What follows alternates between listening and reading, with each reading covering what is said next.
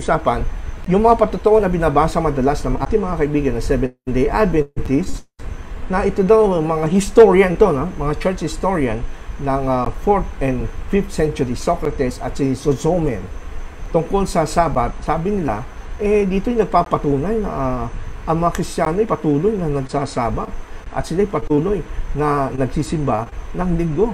Ayan, no? Ginamit po itong nakikita nyo sa screen, ay slide na mismong ginamit ni Jeff Dowell. Ayan. At sabi nga naman dyan, kinote niya Ecclesiastical History, Book 5, Chapter 22, page 289. Okay?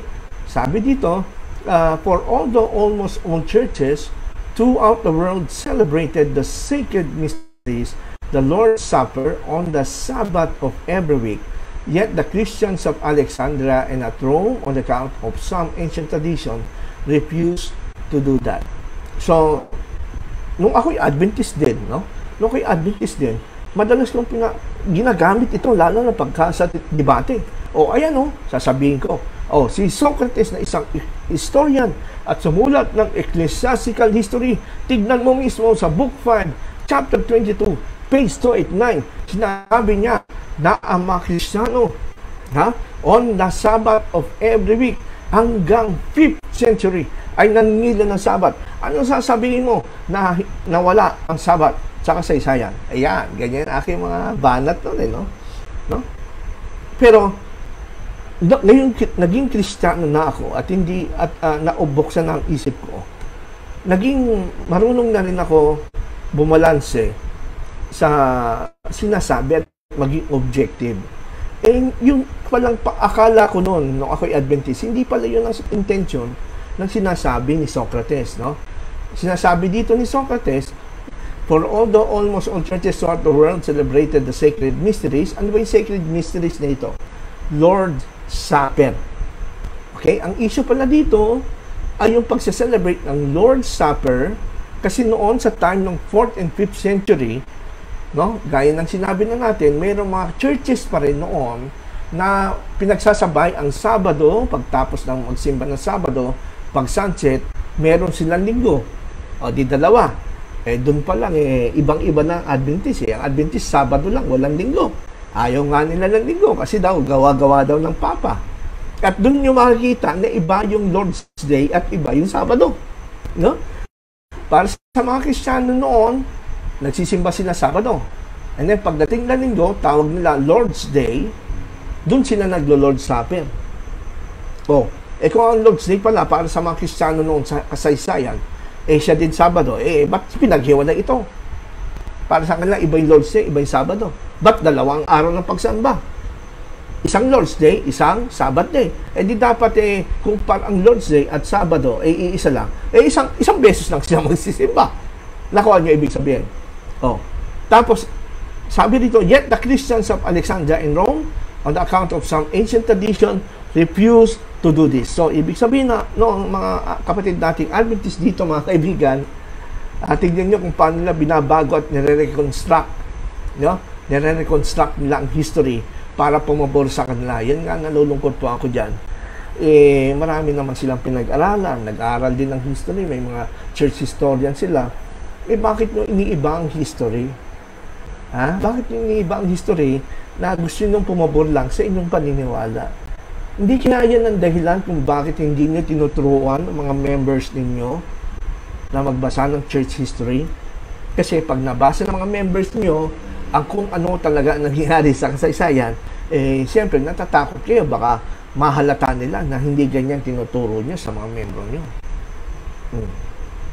So, hindi pala ganun ang intensyon ni Socrates, kundi sinasabi niya, ang pinagtatalunan nun, kasi may mga church nga noon na dalawa ang day of worship, Sabado at Lord's Day. Yung iba naman, Sunday lang. Yung iba naman, Sabado lang, lalo na sa parting Egypt. Now, sabi ni Socrates, pero yung sa Kristiyano, sa Alexandria at sa Roma, on account of ancient tradition, hindi sila na dalawa ang pagsamba o nag-sacred mysteries. Ano ba yun? Lord's Supper ng araw ng Sabado. Ang Lord's Supper ng Alexandria at Rome ay Linggo lang. Yun ang pinapoint dito ni Socrates. Pero pag Adventista, at ako noon, pag nagpapaliwanag, ginagamit ko to para labanan ng mga Sunday keeper, sinasabi ko lang, kita mo na, ang Roma at Alexandria ay hindi Sabbath keeper. Hindi naman mismo Sabbath keeping ang pinag-uusapan. Yung Lord's Supper.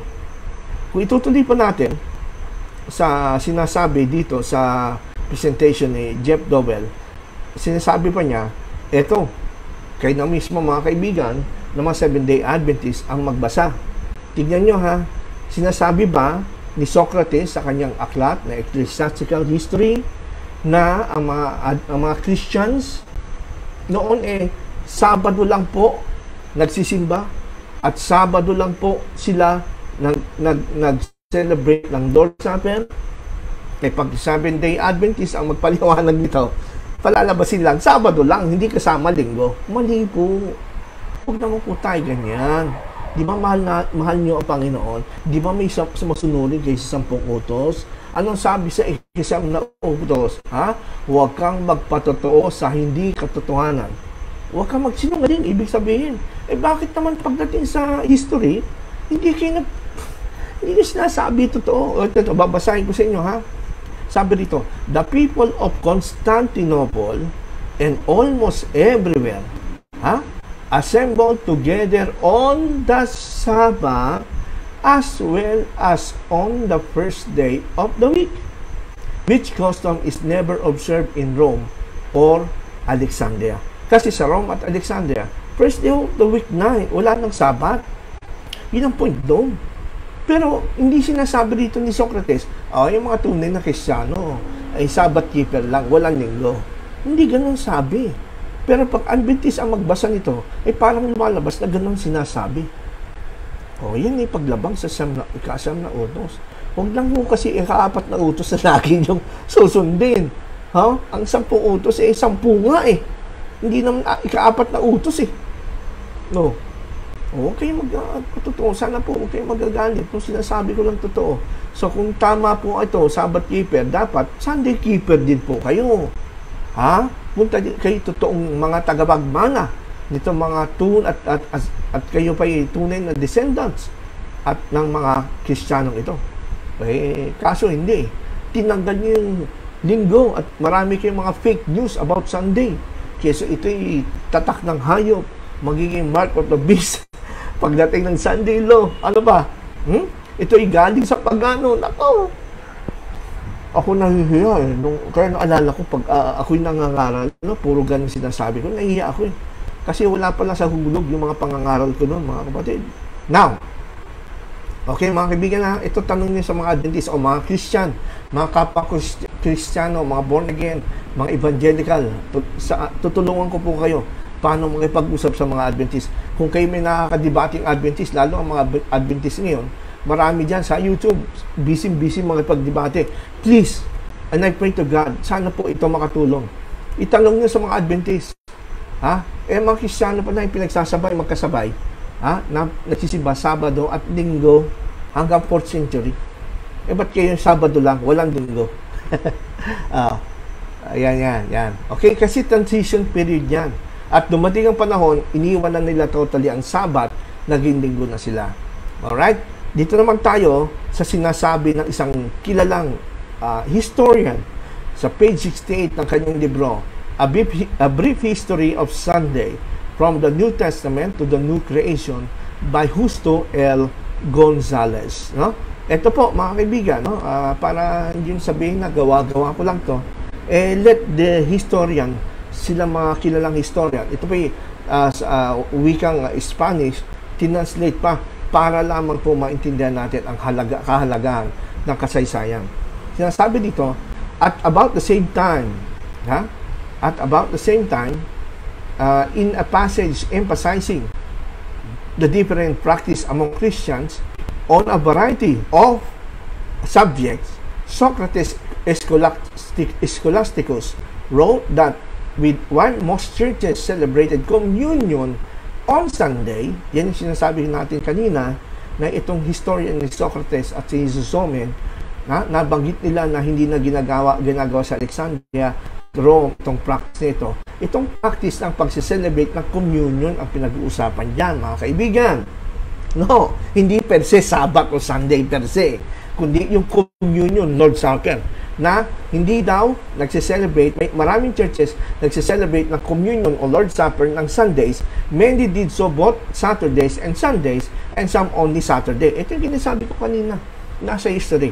Pero anong sabi po ni Socrates? Ito, naka-verde, naka-highlight ng green. Nor is there less variation in regard to religious assembly, sabi niya.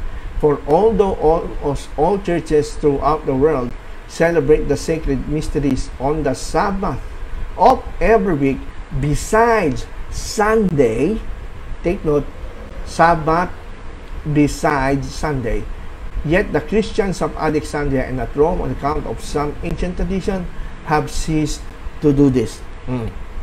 Okay? So, ang tanong natin dito ngayon, mga kaibigan, ito bang binasa natin ng mga patotoo na ginagamit ng mga kaibigan natin Seventh-day Adventist? Tama ba ang kanilang paggamit? Honest ba talaga sila na yun talaga ang sinasabi? Ay nakakalungkot man po sabihin, masakit po ang katotohanan na hindi. Kaya yung tanong natin, ang mga patotoo ba ni Socrates at Sosome tungkol sa Sabat, matibay ba? Hindi matibay. Nagiging matibay lang para sa mga kaibigan nating Adventist yan, kasi nire-reinterpret nila at nire-reconstruct, binabago nila ang kasaysayan. Nakakalungkot po. Imbis na sana magandang ugali ng isang Kristiyano, pag nakita mong mali pala ang naturo sa iyo, magpakumbaba ka at sundin mo kung ano yung sinasabi ng ebidensya. Dapat ikaw ang sumunod sa ebidensya, hindi ang ebidensya ang sumunod sa gusto mo. Yan ang totoong pag-aaral ng Biblia. So ituloy natin yung ating binabasa sa bandang baba. In the following century, a similar passage by Zozomen also speaks of the custom in some churches of meeting on both Sabbath and on Sunday. So, yun pala pinag-usapan eh.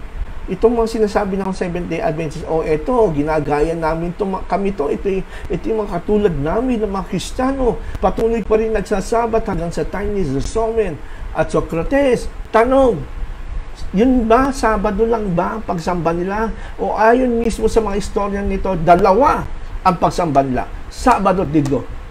Yan ang tanong natin dyan. Kaya mga kapatid, ito pa, the people of Constantinople and almost everywhere assembled together on the Sabbath as well on the first day of the week, which custom is never observed in Rome in Alexandria. Yung palang hindi na-observe sa Alexandria at Rome, yung dalawang klase ng pagsamba, may Sabado at may Linggo. Kasi sa Alexandria, this time, at sa Roma, isa na lang, Linggo na lang. Kasi sila ang mas nakaunawa na Sunday is the celebration of the Lord's resurrection. Hindi na dapat kailangan ng Sabat na yan, dahil yan ay para lang sa mga Hudyo. Yan ang ibig natin sabihin niya.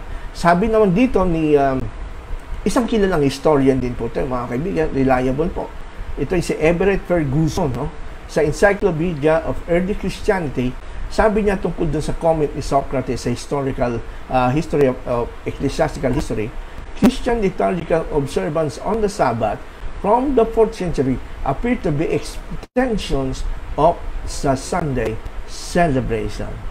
Maliwanag po, mga kaibigan, na yung kanyang paliwanag ni Jeff Lowell at ng mga pastor at mga defender, ng mga debatista, ng mga sabadista ngayon dyan sa YouTube, na nalulungkot ako, yung mga nakakadebate na unfortunately wala rin alam sa history, kaya madali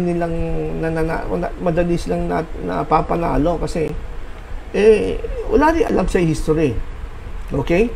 Pero nakita natin na mali pala ang kanyang sinasabi.